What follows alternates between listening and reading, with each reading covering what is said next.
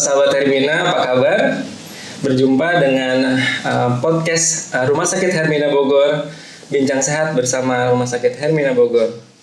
Kali ini bersama saya Dr. Yoga. Di sini kita akan membicarakan tema yang menarik yang saat ini ramai diperbincangkan di masyarakat. Tentu saja kali ini saya tidak sendiri. Saya sudah ditemani oleh Dr. Aditya Jaya Manggala, spesialis ortopedi. Apa kabar, Dok? Sehat, Dok? Baik, alhamdulillah sehat. Alhamdulillah sehat. Mudah-mudahan sobat Hermina semua sehat semua ya. Sehat semua, alhamdulillah. Kita akan membicarakan topik yang sedang hangat, Dok. Hari ini ya, Dok ya. Sebelum masuk ke topik pembicaraan, boleh Dokter perkenalkan diri dulu ke sahabat Hermina, Dok? Oh ya, terima kasih. Halo sobat Hermina, saya Dr. Aditya Jaya Manggala, spesialis ortopedi dan traumatologi. Saya merupakan lulusan dari Universitas Padjadjaran tahun 2014 dan alhamdulillah saya sudah bergabung dengan Rumah Sakit Hermina kurang lebih selama 5 tahun. Gitu Dr. Yoga. Ya. Oke, Dok, kita langsung saja, Dokter. Ini tema yang sangat menarik, Dokter. Tema kali ini kita akan membicarakan tentang patah tulang, Dok. Sebelum jauh ini kita pengen tahu dulu, Dok. Ini pengertian patah tulang tuh seperti apa, Dok? Secara definisinya, atau kita pengen tahu nih, mungkin sudah banyak terjadi di masyarakat, tapi kita pengen tahu nih patah tulang tuh seperti apa sih, Dok? Ya. Gitu. Oke.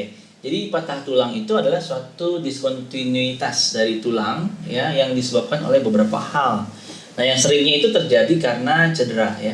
Nah, cedera ini memang bukan hanya sekedar cedera biasa, tapi memang cedera yang sudah energinya melebihi dari daya tahan dari tulang tersebut ya. Nah, selain cedera bisa juga dikarenakan dari keropos tulang, Dr. Yoga. Nah, keropos tulang itu biasanya terjadi pada lansia ya, untuk biasanya ya. Kemudian bisa juga patah tulang itu terjadi bila terjadi infeksi pada tulang ya, atau osteomyelitis. Dan yang terakhir yang cukup jarang adalah karena tumor. Jadi kesimpulannya patah tulang itu penyebabnya macam-macam ya, tapi intinya adalah suatu diskontinuitas dari tulang sehingga tulang itu tidak bisa berfungsi secara normal. Demikian. Baik. Yoga. Ya. Mungkin ada faktor-faktor resiko yang bisa berpengaruh nggak, Dok? Seperti usia atau laki-laki, perempuan gitu, ada nggak, Dok, yang berpengaruh? Ya. Ada patah tulang itu? Betul. Jadi ada beberapa faktor risiko ya yang bisa membuat tulang itu menjadi mudah patah ya biasanya ya. Yang pertama itu adalah defisiensi kalsium atau kurang kalsium dan vitamin D ya. Nah, hal ini bisa menyebabkan tulang itu rapuh sehingga harusnya energi itu tidak sampai membuat tulang patah, jadi karena rapuh gampang patah jadinya si tulang tersebut. Nah, biasanya juga karena osteoporosis nih, Dr. Yoga. Nah, sobat Hermina juga, osteoporosis itu terjadi karena yang utama adalah faktor usia ya. Jadi tapi juga ada penyakit-penyakit yang lain yang bisa menyebabkan osteoporosis itu sendiri ya. Seperti kasus-kasus di mana pasien yang meminum obat steroid jangka panjang ya, atau juga pasien-pasien yang mempunyai kebiasaan merokok berlebih, kemudian juga yang kurang olahraga ya, kurang aktivitas, sehingga saat biasanya pada wanita ya setelah menopause tabungan tulangnya jadi berkurang sehingga terjadi osteoporosis setelah setelah si wanita itu menopause. Nah, makanya hal-hal ini yang bisa membuat faktor risiko untuk patah tulang itu semakin meningkat. Oh, ya. Baik, Dok. Banyak berarti, Dok, ya untuk faktor-faktor resikonya, Dok ya. Kemudian ini mungkin jadi pertanyaan juga untuk sahabat-sahabat Hermina, Dok. Jika teman kita, saudara kita, keluarga kita ini mengalami patah tulang nih, pertolongan yang bisa, yang boleh dilakukan dan mungkin yang tidak boleh juga kali ya, Dok ya, yang tidak boleh dilakukan pada orang yang mengalami patah tulang itu seperti apa, Dokter? Ya. Jadi pertama gejalanya dulu ya. Berarti gejala yang ditimbulkan itu apa sih? Nah, biasanya bengkak, Dr. Yoga. Nah, bengkak itu biasanya terjadi akibat kita dari cedera ya. Misalnya, let's say kita memang curiga patah tulang karena cedera ya. Entah cedera olahraga ataupun cedera karena kecelakaan ya. Nah, biasanya itu terjadi bengkak dan nyerinya hebat. Nah, nyeri hebat, kemudian sulit digerakkan di anggota tubuh tersebut.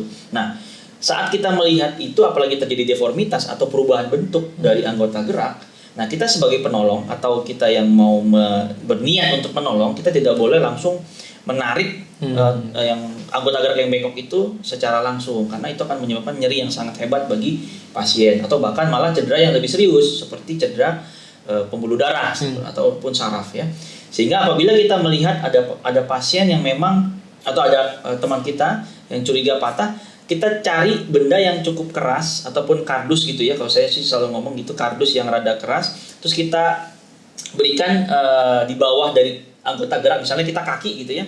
Kaki kita kasih kardus yang cukup keras sepanjang yang memang kita curigai patah tersebut ya. Jadi 2 sendi, misalnya di sekitar betis, berarti kita harus tulang sendi lutut dan sendi pergelangan kaki kita berikan bidai, seperti bidai gitu ya. Nah kalau syukur-syukur ada bidai kayu ya, kemudian kita beban, nah baru langsung kita bawa ke rumah sakit ya. Jadi kalau nanti ke bawah tukang urut ya kan, ke dukun patah tulang, nah itu nggak tidak appropriate ya, tidak mau pas, karena kita tidak tahu memang patah atau memang hanya terkilir atau keseleo ya. Terkilir keseleo pun memang tetap harus kita lakukan pemeriksaan secara komprehensif, sehingga penanganannya tidak sembarangan tanda kutip ya. Karena kita lihat yang sekarang lagi viral tuh ya, itu ada pengobatan alternatif sampai sekian ribu orang ya, dengan video-video yang di sosmed terlihat ada yang bengkok jadi lurus, itu kita nggak tahu ya apakah memang pasiennya sembuh atau kan cuma di video itu aja, karena yang saya tahu kita kan harus pemeriksaan fisik ya kan, kemudian ada ronsen, apalagi ada yang udah kasus-kasus yang udah lama tuh Dr. Yoga kan pasti kaku ya, nggak patahnya nggak yang langsung bisa lurus lagi. Makanya ya masyarakat harus diedukasi ya, supaya mengerti tentang apa sih patah tulang itu sendiri. Karena kalau misalnya kita sebagai tenaga kesehatan kita tidak mengedukasi, sayangnya nanti pasien akan maunya yang instan aja, betul ya Dr. ya. Jadi nanti mungkin ini bilang tadi dipijit, apakah boleh? Berarti nggak boleh jawabannya Dr. Nggak boleh ya Sobat Hermina, karena dipijit itu malah membuat makin sakit, bukan malah sembuh. Kan kalau kita lagi cedera gitu kan sakit tuh, nah dipijit makin sakit dong. Nah sembuhnya nggak tahu apakah sembuh atau enggak ya kan, belum tentu, karena lebih banyak nggak sembuhnya daripada sembuhnya, apalagi kalau memang patah tulang ya. Jadi prinsip ilmu ortopedi adalah firstly do no harm. Jadi janganlah membuat pasien yang sudah sakit menjadi lebih sakit gitu ya. Jadi kita nggak mau tuh misalnya pasien datang ke poli saya gitu dengan keluhan atau ke IGD dengan keluhan yang berubah bentuk, nggak mungkin saya langsung tarik.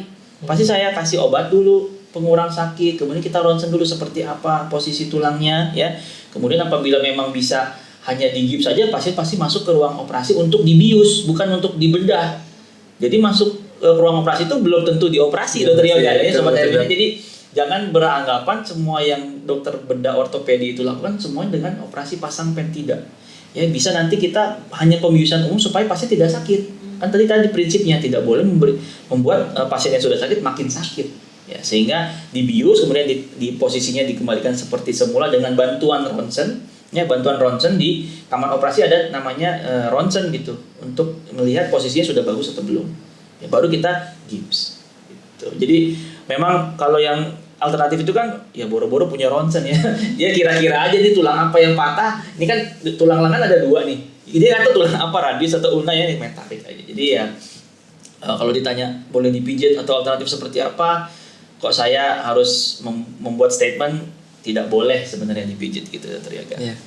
Tuh, sudah cukup jelas ya sahabat Hermina ya. Jadi ada tahapan-tahapannya Dok ya, betul ya Dok ya. Jadi tidak bisa langsung dilakukan tindakan dipijit-pijit atau dikasih jamu-jamuan gitu ya Dok ya mungkin ya. Tidak bisa nyambung sendiri seperti tulangnya ya Dok ya. Terus berapa lama Dok kira-kira Dok untuk penyembuhan dari dia patah, kemudian dilakukan pemeriksaan gitu ya Dok ya, sampai sembuh tuh berapa lama Dok? Baik. Jadi untuk penyembuhan itu memang inilah yang jadi bagi masyarakat ini sepertinya kok kalau ke dokter ortopedi lama sembuhnya. Kenapa harus sampai 1 bulan 2 bulan? Nah memang itulah karena kita di ilmu ortopedi itu kita sesuai dengan hukum alam ya. Naturalnya gimana? Natural dari tulang itu untuk menyambung memang butuh waktu. Untuk anak-anak, untuk patah tulang di tangan ya, di lengan atas, itu kurang lebih selama 4 sampai 6 minggu Dr. Yoga. 4 sampai 6 minggu ya. dengan kondisi yang simple, artinya hanya digips saja. Untuk kaki biasanya 6 sampai 8 minggu, Dokter Yoga. Ya untuk anak-anak ya. Nah, untuk dewasa bagaimana? Kalau dewasa itu dikali 2. Jadinya tadi misalnya kaki tadi 6 sampai 8 minggu, berarti 12 sampai 16 minggu. Memang cukup lama. Tapi itu tadi, karena kita bukan hanya sekedar tarik. Bukan sekedar membetulkan posisi, tapi kita mengembalikan fungsi. Ya, fungsi itu harus balik dong. Ya misalnya memang patah tulang, dia harus balik lagi fungsinya. Misalnya jari ini patah, dia harus bisa menggenggam dan meluruskan lagi, sehingga pasien bisa bekerja ataupun belajar seperti sebelum patah gitu. Iya, sudah cukup lengkap, sudah cukup jelas ya Dok ya untuk seperti apa penanganan untuk patah tulang ya Dok ya. Dan mungkin sahabat-sahabat Hermina juga harus tahu nih Dok, kapan waktu yang tepat, apakah harus segera Dok atau harus nunggu beberapa hari dulu baru konsultasi ke dokter spesialis atau seperti apa Dok? Ya. Jadi saat kita cedera, kita pastikan kita tidak diurut dulu ya. Jadi kita harus melakukan tindakan namanya RICE ya, singkatannya RICE ya. RICE. R-nya itu untuk rest, istirahat dulu ya, nggak boleh dalam arti tidak boleh aktivitas yang membuat nyeri ya. Kemudian I-nya itu ice, dikompres es. Jadi ada yang bilang kompresnya kompres panas, kompres anget, atau dikasih beras kencur ya. Jadi tambah panas. Suatu yang bengkak ditambah panas, jadi double panas, double bengkak gitu. Jadi bengkak ya. Jadi makin buruk ya ujungnya nanti. Kemudian C itu compression. Compression itu dibebat gitu. Memang tidak asal bebat sih, memang kami yang membebat, dokter ortopedi ya. Tapi setidaknya tidak dilakukan pemijatan gitu loh, sehingga tidak memperburuk keadaan yang sudah terjadi. Yang E sendiri elevasi, jadi ditinggikan. Jadi misalnya sobat Hermina ada keseleo terkilir gitu ya di pergelangan kaki. Nah, saat duduk mungkin bisa diselonjorin dulu untuk mengurangi bengkaknya ya. Nanti baru misalnya 1-2 hari kalau belum membaik dengan minum obat-obatan yang obat-obat nyeri di pasaran gitu ya, yang over the counter, mungkin bisa baru konsultasi ke dokter ortopedi. Dengan catatan tadi, tidak perlu diurut karena nggak semua itu cedera itu patah, tidak semua cedera itu berbahaya ya. Tapi yang paling simpel adalah tanyakan ke ahlinya, itu aja. Kan belum tentu di operasi juga ya kan? Betul dokter ya. Ya, demikian. Iya. Wah, sudah cukup lengkap, sudah cukup jelas ya sahabat Hermina ya, apa-apa saja yang harus dilakukan, yang tidak boleh dilakukan pada saat mungkin keluarga kita atau teman kita ya Dok ya terkena patah tulang seperti itu. Mungkin masih banyak juga nih pertanyaan-pertanyaan yang ingin disampaikan atau ingin ditanyakan Dok dari sahabat-sahabat Hermina, mungkin karena keterbatasan waktu juga ya Dok ya. Terima kasih dokter atas waktu dan kesempatan. Demikian teman-teman, mungkin atau sahabat-sahabat Hermina, mungkin ada yang ingin berkonsultasi atau lebih lanjut, ingin bertanya-tanya kepada Dokter Adit, spesialis ortopedi, nanti untuk jadwal prakteknya di Rumah Sakit Hermina Bogor nanti kita taruh di link deskripsi di bawah ya. Demikian untuk podcast Rumah Sakit Hermina Bogor kali ini. Sekali lagi terima kasih Dokter Adit atas waktunya. Izinkan saya Dokter Yoga kembali lagi mungkin nanti di podcast selanjutnya. Terima kasih. Assalamualaikum warahmatullahi wabarakatuh.